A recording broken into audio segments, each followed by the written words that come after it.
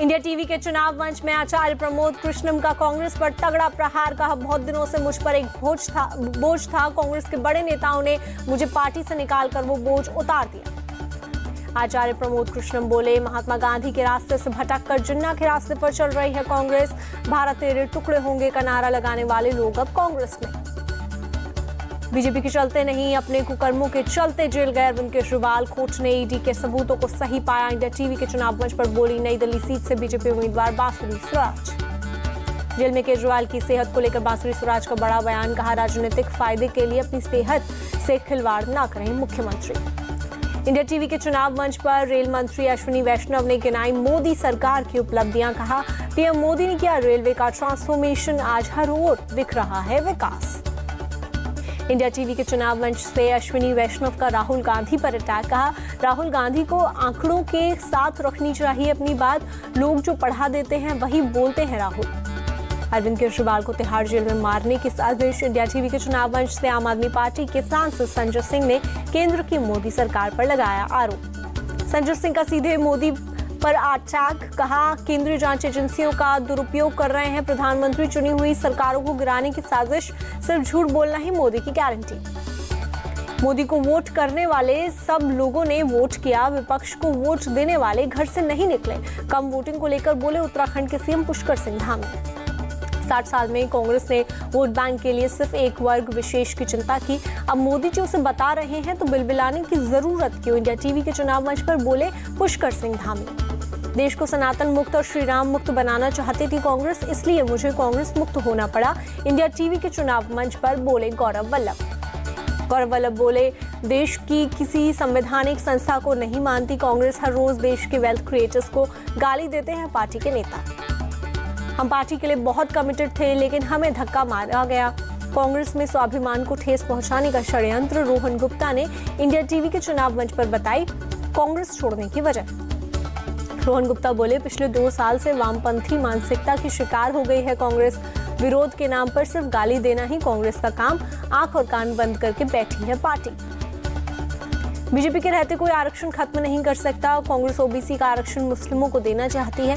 India TV के चुनाव मंच पर बोले बीजेपी नेता प्रेम शुक्ला।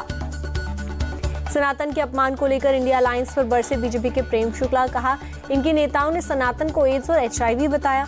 इनके राज में हनुमान चालीसा बजाने पर पीटे जाते थे लोग।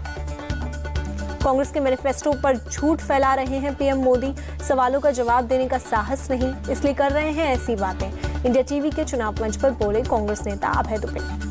कांग्रेस नेता अभय दुबे ने मोदी सरकार पर लगाया देश का पैसा मुट्ठी भर लोगों के हाथों में देने का आरोप। कहा, गरीबों और किसानों का हक छीनकर चंद पूंजीपतियों को दिया गया। कांग्रेस नेता सैम पित्रोदा के बयान पर बवाल। पीएम मोदी बोले, कांग्रेस विरासत पर भी टैक्स लगाना चाहती है।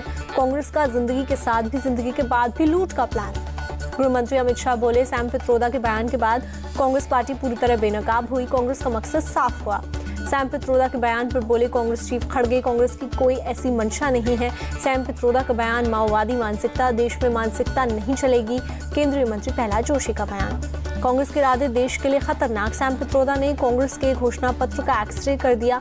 बीजेपी नेता सुधांशु त्रिवेदी का बयान, पित्रोदा के विरासत टैक्स वाले बयान से कांग्रेस ने पल्ला झाड़ा। जयराम रमेश बोले, ये पार्टी का विचार नहीं। विवाद बढ़ने पर सैम पित्रोदा ने दी सफाई। कहा, मेरे बयान का कांग्रेस की नीति से कोई लेना देना नहीं। महाराष्ट्र के अमरावती में राहुल गांधी की रैली। कहा, पीएम मोदी ने युवाओं को परेशानी में डाला। 45 सालों में बेरोजगारी सबसे ज्यादा है। इंडिया अलायंस दुनिया की पहली सरकार होगी जो युवाओं की राइट टू अप्रेंटिसशिप देगी। राहुल गांधी का बयान। केरल के वायनाड में प्रियंका गांधी की रैली। कहा, पीएम और बीजेपी के नेता जनता को गुमराह ना करें, अपने विजन के बारे में बताएं। सीएम योगी ने गिनाई मोदी सरकार की उपलब्धि। कहा, बिना भेदभाव के सभी वर्गों के लिए किया काम। देश की जनता को मोदी सरकार पर भरोसा। सीएम योगी ने कहा, कांग्रेस तमाम दावों के बावजूद गरीबी नहीं हटा पाई। पीएम मोदी की योजनाओं का लाभ 140 करोड़ लोगों को मिला। बिहार के भागलपुर में जेपी नड्डा की रैली। कहा, पीएम के नेतृत्व में देश की राजनीति में बड़ा परिवर्तन आया। अलापुझा में गृह मंत्री अमित शाह की जनसभा। कहा, पूरा केरल पीएम मोदी के साथ आगे बढ़ने को तैयार।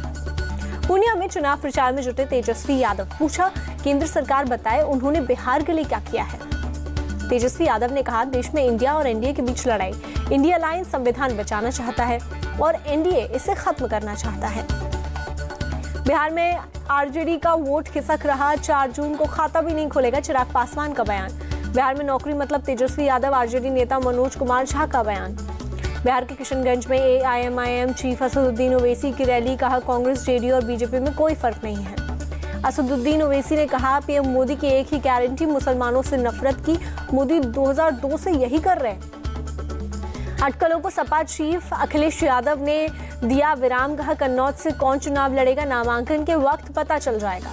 इटावा में अखिलेश यादव ने किया चुनाव प्रचार, कहा इस चुनाव में इतिहास बन जाएगी एनडीए। अमरोहा में बोले आरएलडी चीफ जयंत चौधरी, पहले चरण में के मतदान में ही विपक्ष का सूपड़ा साफ है। डीपीएपी चीफ गुलाम नबी आजाद का बयान, मैंने कभी उमर अब्दुल्ला या महबूबा मुफ्ती को बीजेपी की ए टीम बी टीम नहीं कहा। केंद्रीय मंत्री अनुराग ठाकुर ने हैदराबाद में किया रोड शो, कहा ओवैसी है लापता जब से आई माधवी लता। शिक्षक भर्ती रद्द करने के खिलाफ सुप्रीम कोर्ट पहुंची ममता सरकार, हाईकोर्ट के फैसले को दी चुनौती। तिहाड़ जेल में सीएम केजरीवाल से मिले सौरभ भारद्वाज, कहा दिल्ली सरकार में मंत्री सौरभ भारद्वाज ने तिहाड़ जेल में सीएम केजरीवाल से मुलाकात की। सीएम केजरीवाल ने कहा कि दिल्ली वाले उनकी चिंता न करें, वे बहुत मजबूत हैं और जनता के आशीर्वाद से अपनी लड़ाई कायम रखेंगे। केजरीवाल से मुलाकात के बाद बोले सौरभ भारद्वाज, कहा सीएम ने कहा है कि दिल्ली वाले उनकी चिंता न करें, वे बहुत मजबूत हैं और जनता के आशीर्वाद से अपनी लड़ाई कायम रखेंगे। जम्मू कश्मीर के बांदीपुरा में आतंकियों और सुरक्षा बलों के बीच मुठभेड़, सेना के 2 जवान घायल। दिल्ली के कराला में निर्माणाधीन फ्लाईओवर पर संदिग्ध परिस्थितियों में फंदे से लटका मिला युवक का शव, पोस्टमार्टम के लिए भेजा गया शव। यूपी के कानपुर देहात में सड़क हादसा, 2 अलग-अलग हादसों में 6 लोगों की मौत। लखनऊ के राजकीय औद्योगिक प्रशिक्षण संस्थान में लगी आग, दमकल की गाड़ियां आग बुझाने में जुटी।